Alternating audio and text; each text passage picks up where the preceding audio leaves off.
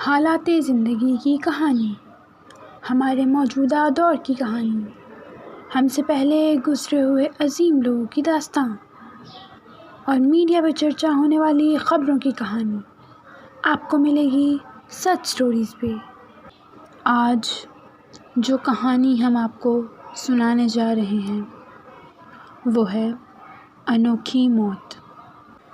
شبینہ کا تعلق ایک بہت غریب گھرانے سے تھا۔ وہ کل 2 بہنیں تھیں۔ بڑی بہن کی شادی ہو چکی تھی، باپ کا انتقال ہو چکا تھا۔ ماں سلائی کڑھائی اور دیگر گھریلو ہنرمندی اور دستکاری وغیرہ سے متعلق کام کر کے جیسے تیسے گھر کا خرچہ چلاتی تھی۔ بہن بیچاری خود ایک سفید پوش گھرانے میں بیاہی گئی، پھر بھی اپنی حیثیت کے مطابق چھوٹی بہن اور بیوہ ماں کا خیال رکھنے کی کوشش کرتی رہتی تھی۔ کچھ رشتہ دار بھی مدد کر دیا کرتے تھے۔ اسی طرح گزر بسر چل ہی رہا تھا۔ شبینہ گاؤں کے واحد پرائمری اسکول سے 5ویں جماعت پاس کرنے کے بعد گھر کے کام کاج کے علاوہ ماں کی محنت مزدوری میں بھی ہاتھ بٹا دیا کرتی تھی، جس سے روزی روٹی کے حصول کے ساتھ بیٹی کے رشتے کی بھی فکر دامنِ گیر رہتی تھی، کیونکہ اسے گھر بیٹھے اب کافی عرصہ ہو چکا تھا۔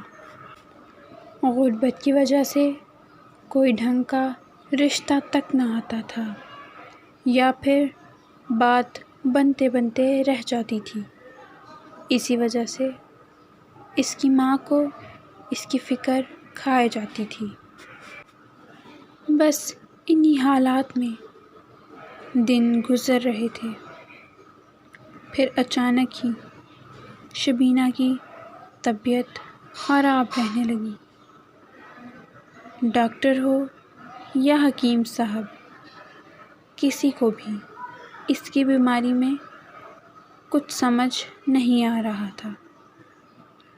کوئی دوا اس پر اثر نہیں کرتی تھی، اس لیے ڈاکٹر ہو یا حکیم، کسی کو بھی اس کے بیماری کے بارے میں کچھ سمجھ نہ آ رہا تھا۔ جب اس کی صحت دن بدن جواب دیتی چلی گئی اور وہ بالکل ہی بستر سے لگ گئی، تو کچھ مخیر خدا ترس حضرات کے مالی تعاون سے شہر میں اس کے علاج کا بندوبست کیا گیا۔ ٹیسٹ وغیرہ ہوئے تو یہ روح فرسا رپورٹ سامنے آئی کہ شبینہ کو بلڈ کینسر کی آخری اسٹیج چل رہی ہے، اور اب یہ بیماری لا علاج ہو چکی ہے۔ ڈاکٹروں نے اس کی رپورٹس کی روشنی میں اس کی باقی کی زندگی کے صرف اور صرف 3 ماہ کا امکان ظاہر کرتے ہوئے یہ بھی کہا کہ اب بچی کو گھر پر ہی رکھیں اور دعا کیجیے دوا کی بجائے، اس کے علاوہ اور کوئی چارہ نہیں بچا۔ پھر یہ حال ہوا کہ شبینہ کو بیڈ سورز ہو گئے۔ جگہ جگہ سے جسم ابلے ہوئے آلو جیسا ہو گیا کہ ہاتھ لگانے یا چھونے سے دھنسنے لگتا، پیپ اور خون بہنے لگتا۔ پورا گاؤں اسے دیکھنے آیا کرتا اور معصوم نوجوان بچی کی اذیت ناک حالت دیکھ کر آپ دیدہ ہو جاتا۔ پورا گاؤں اس کے لیے بہت پریشان تھا اور اس کی حالت دیکھی نہیں جاتی۔